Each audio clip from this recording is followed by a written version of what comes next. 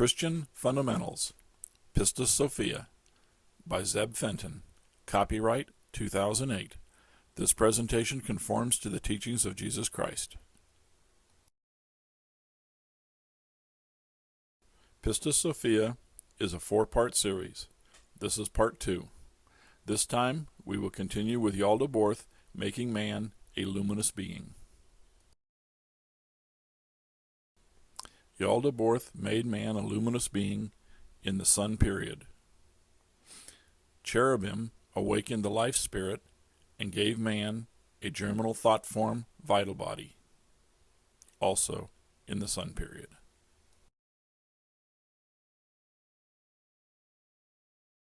Later, in the moon period, the Archons made man alive, while the Seraphim awakened the human spirit and gave man a germinal thought form desire body.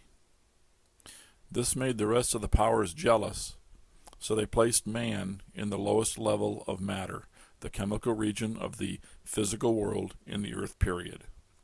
In the beginning of the earth period, the lords of mind gave man a germinal thought form mind.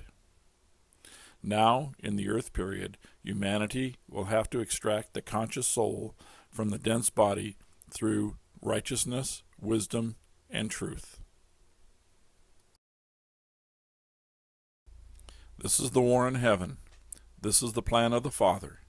Nothing happens except through the will of the Father. The Mother Father, through the Seraphim, provided man with an escape from the forms and shells of Yaldabaoth by adding light to the vital body.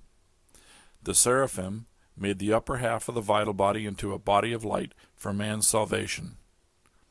The body of light is life, or the luminous Epinoia. The body of light is hidden in man. The body of light is the upper half of the vital body.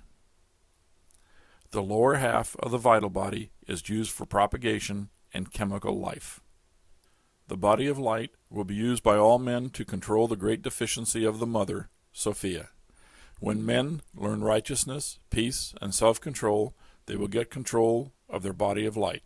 That is salvation, because you are released from the chemical region of the physical world by entering Jesus Christ's New Galilee, or Philadelphia, or New Jerusalem, as explained in the Bible's book, the Revelation, chapter 3, verses 7 to 12. When Yaldabaoth and his Archons placed man in the chemical region, they made him forgetful and mortal. The Archons provided man with the tree of knowledge of good and evil, but it was Christ who made man eat the fruit and discovered death. Through death, man discovers life, the body of light, by learning righteousness and self-control. Christ provided man with the chance to become righteous. Christ Lucifers, light bringers, are not only the bringers of evil, but also salvation. Lucifers bring knowledge through the mind, the knowledge of how to be saved. In the Revelation 2:28, Christ gives us the morning star. Christ gives us the Lucifers. Lucifers are fallen lords of mind, Venus or Sophia. These beings all work on man's body of light. They will all be saved by man. The lords of mind, Sophia, in the lowest part of the world of thought, the mind, are just above the abyss or the highest region of the desire world. The reason these lords of mind are considered fallen is because the lords of mind were human-like in the region of concrete thought during the Saturn period. The reason they are represented as in a fiery hell is because, in the Saturn period, they worked upon the heavenly spaces as fiery sacks of warmness in the region of concrete thought. Fire was the only element in existence. Humanity was rocky, mineral-like, with only a physical body thought form, with a trance-like, dreamless consciousness. In the sun period, some of the lords of mind did not advance as shown by the blue arrow with the rest of the lords of mind into the region of abstract thought as shown by the purple arrow, resulting in a staying in place or a falling behind from the rest of the lords of mind, now one region above. The fallen lords of mind have now become the Lucifers. This slide contains information about one of the mysteries of the Father. The Father is a Lord of Mind. But the Father is not an ordinary Lord of Mind. The Father is the highest initiate of the Lords of Mind, as shown by the purple color. The Father understands the Lords of Mind, Sophia. The Father understands the fallen Lords of Mind, the Lucifers. By the time of the Earth period, the Father's lowest vehicle was in the highest level of the world of the virgin spirits, the spiritual home world of humanity.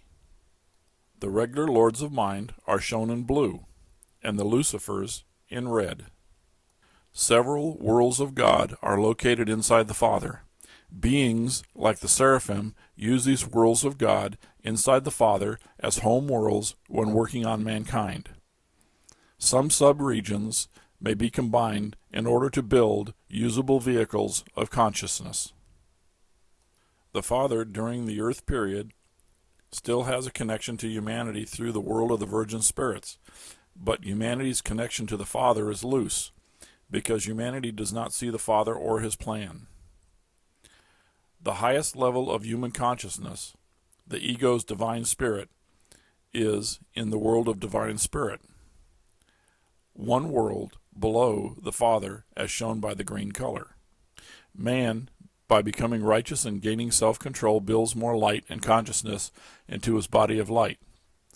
When the body of light becomes fully conscious and can be used as an independent vehicle, then we are saved.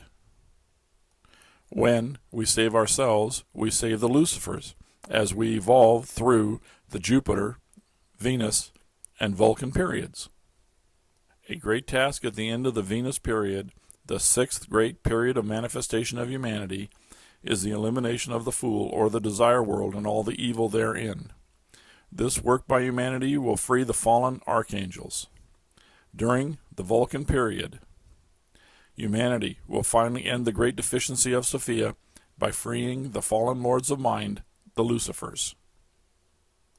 Now back to Sophia and the actions of Yaldabaoth in the end of the moon period.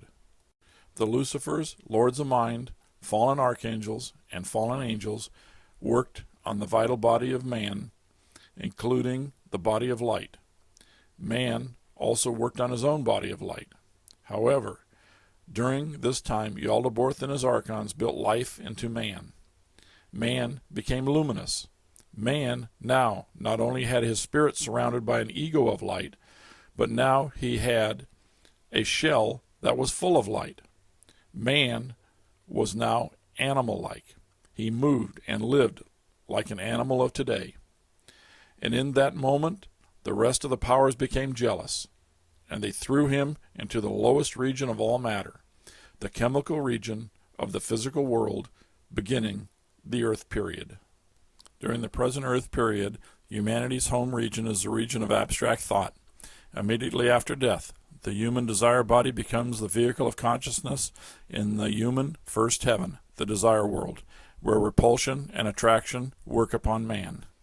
In this heaven, man begins to experience the good and bad of the last life while building soul power.